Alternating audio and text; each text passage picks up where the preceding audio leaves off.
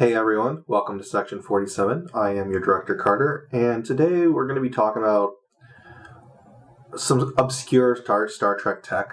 It appeared in Star Trek Next Generation, and I really think it could have helped save the Federation from basically the entire movie of Insurrection even occurring. But maybe not. I ended up getting down to a dark conspiracy that I feel affected Star Trek Insurrection, which I'll get into later. So what I'm talking about today is how Star Trek had their fingers literally on the proverbial fountain of youth.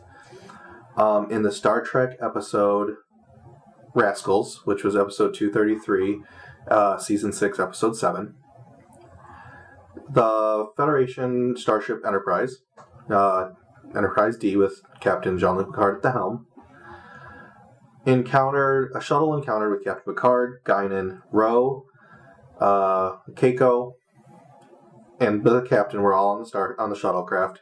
They encountered a weird energy field, and so the Enterprise does an emergency beams them out. It loses 40% of their mass, and they all turn into pre-adolescent children, about 12 years old or so. And by the end of the episode, it involves Ferengi's, stolen Klingon tech, cloaking devices, and Worf being the worst Klingon ever, as always. So, with that being the case, they figured out how to reverse the aging, the de-aging process, really, and they all turn them back to their original age. Okay, cool. Well, if something was able to turn these people back something young because of genetic markers, something Star Trek writers completely make up.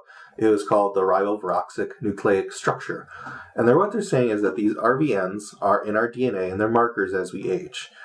And so they can determine someone's age based on these nucleic structures, which, of course, in real life does not exist. Now, I'm not saying that they right away can automatically turn someone younger with the transporter technology. But I think that's something that Starfleet Medical and even Starfleet Engineering probably could have looked into in a co-venture, because if the DNA supposedly has all these structures, you can make basically pre-recorded backups of your DNA at certain ages of your life. You can be like, okay, I want my DNA from 15 years old. Now I'm going to do 25. Now I'm going to do 35. Every 10 years or so, you can make a backup signature in the computer system of your age at the time, because apparently this transport technology and this mishap didn't affect memory in any way whatsoever.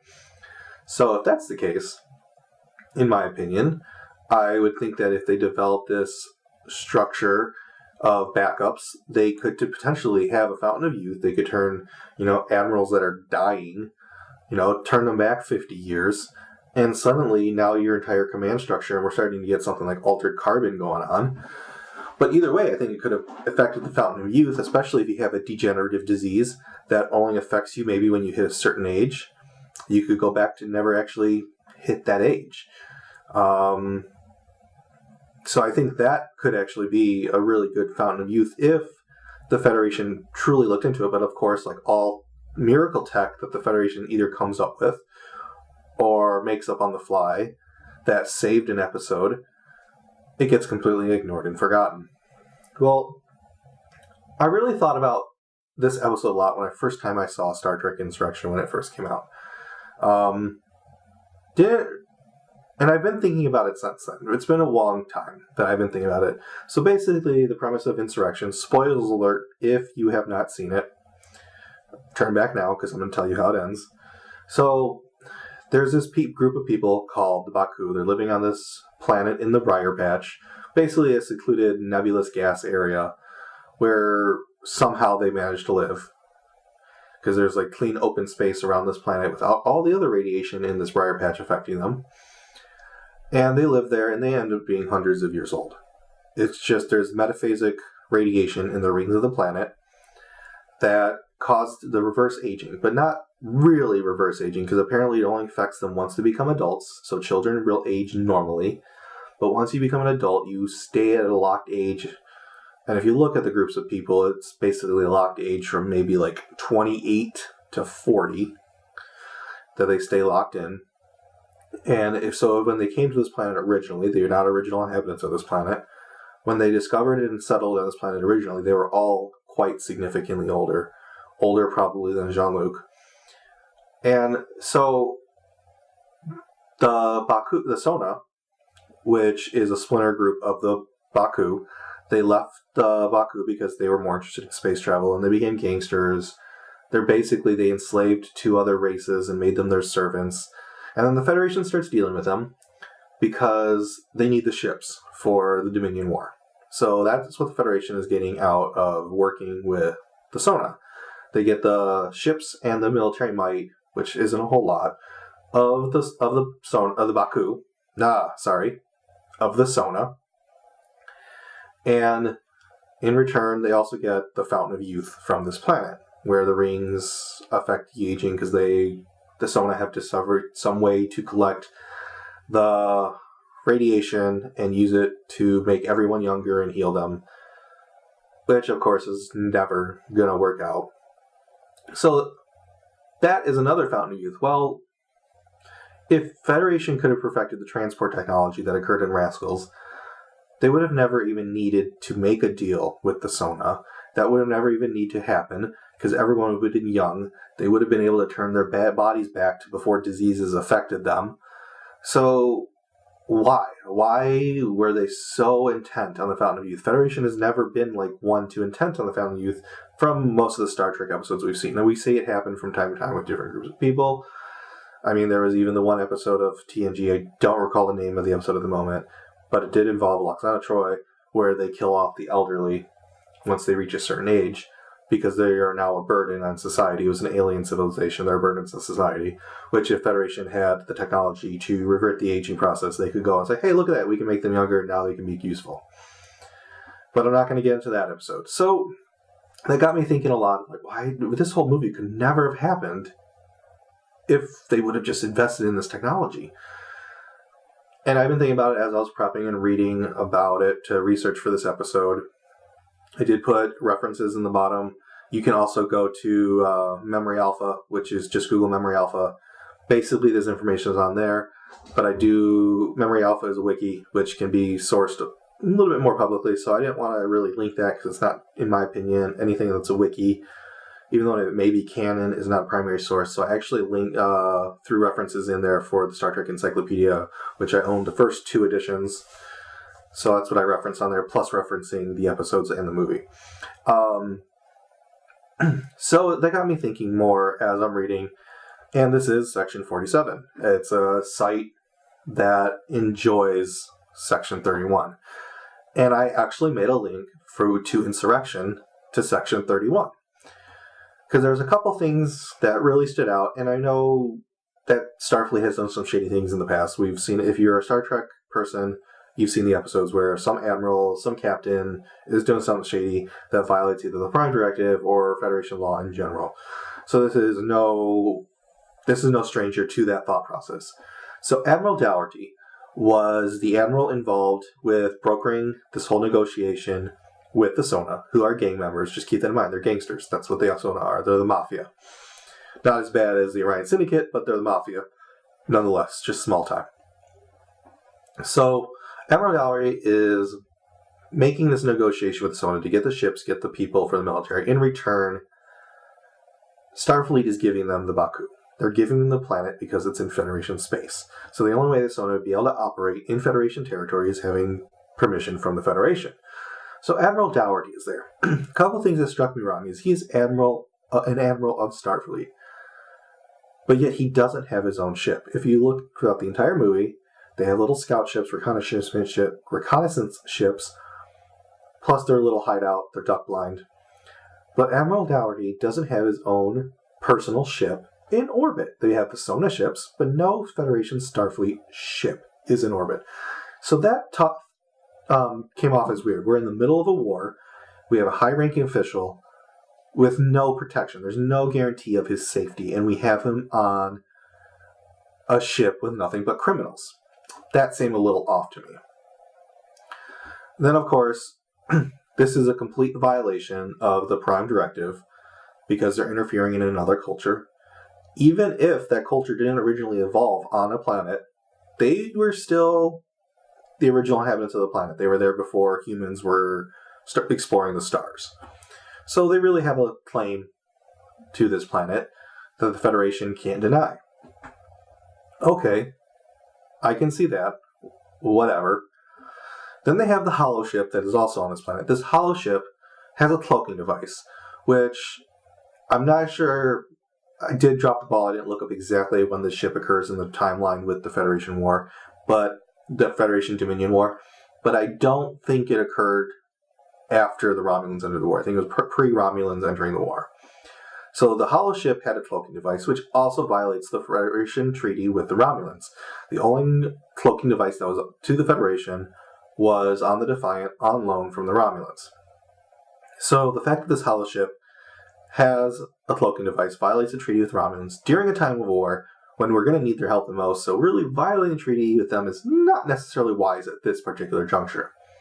And yes, they've done it before. They did it when the Pegasus was stuck in an asteroid. That's another TNG episode, and it was one of Riker's previous ships that he was on, where they were testing a new cloaking device. So, okay, we have a hollow ship with a cloaking device.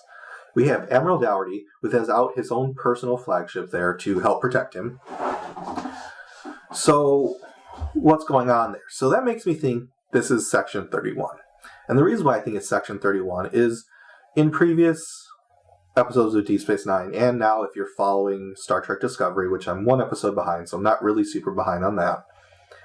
If you're following those episodes of Discovery, you've watched DS9, you've watched Star Trek Enterprise. The Section 31 usually has some sort of admiral that's a patron of them, or a couple admirals, because Section 31, whether the Federation wants to admit it or not, is basically a splinter group of Starfleet intelligence. That's what they are. So if that is the case, they're a splinter group of Starfleet intelligence, but they are still legitimate officers of Starfleet. I mean, they're basically not as bad as Cerberus in Mass Effect, because Cerberus did start out as an original group of military intelligence for the Alliance Navy. So I think Section 31 really walks the line of being a splinter group plus legitimate organization within Starfleet intelligence. So we do see it, especially in Discovery. We're seeing more admirals involved in Section 31. So I believe that Admiral Dougherty is a patron of Section 31. And yeah, the Federation and Starfleet were getting this deal where they got the Sona ships and the military might. But what is Section 31 gaining from it? They're gaining the metaphasic technology radiation, because now you can have agents that last longer. So it's not benefiting just the Federation, it's benefiting agents in particular. And plus the Sona ships use the subspace weapons, which were also banned in the Federation through the Khitomer Accords, I believe it was. And so the Federation is now involved with the Sona, who are gangsters. So we got Section 31 with Admiral Dougherty. I believe that he was a patron, and they were using Data strictly because of his analytical skills and his abilities to help adapt and make the duck blind and sensor readings perfect. Basically, I don't even know why Data was on this mission. It didn't really make sense. Yes, Data is incredibly intelligent, but really all they were doing was making scans of the planet, recreating the hollow ship, and we're going to transport them. Data wasn't necessary, but it was a way for us to shoehorn the crew of the Enterprise involved in this mission, because this is a mission that they should have been involved in. But, the writers had to find some way to shoehorn them into this mission, even though they should have never been there.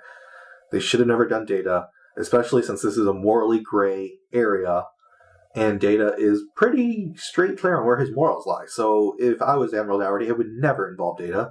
I would involve someone who has morally ambiguous means and motivations.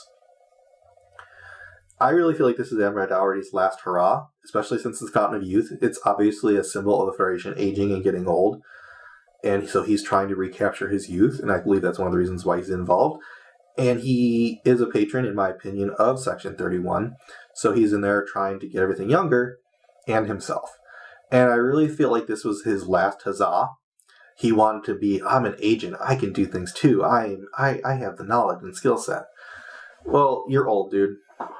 You don't have the same elasticity that someone younger than you does. So you're going to not necessarily be able to fight off a gangster who's been fighting his whole life. So that's basically why he gets put down. And that's how I believe that Section 31 is involved. I believe he was an agent of Section 31, well, trying to be an agent of Section 31. He was just a patron, helped coordinate things, and in the end he was going to help this. Because the Hollow Ship violated the treaty, we should never have been involved with Sona, and us trying to get involved in the Fountain of Youth from the radiation, violating all these terms, and he mentions there can't be an order to violate the Prime Directive. That is a lie. As we are seeing in Star Trek Discovery, the Admiralty can give an order to suspend the Prime Directive, or Starfleet Order General Number 1. So, it does happen. It doesn't happen often, but it's usually involved in something shady. Usually. And we've also seen in the past, if you watched every single Star Trek series, captains have made the choice to conveniently ignore the Prime Directive quite a few times. So, there's that. That's my thoughts on that. I would definitely like to see your opinion, hear your opinion. Comment below, subscribe, like. Let me know what you think. Let's have a discussion about this. What do you think? Do you think Insurrection was a Section 31 conspiracy? What do you think about the Fountain of Youth? Like I said, I know the technology off the bat, off the shelf, did not have the technology to be Fountain of Youth for the transporters, but I believe, 10, 15, 20 years of development, if even that, they could have turned the transporters into a Fountain of Youth. But then again, with all the transporter mishaps that the Federation seems to have in almost every episode, I could also see why it could be a blunder. But again, like I said, let me know what you think in the comments below. Thank you, and have a good night.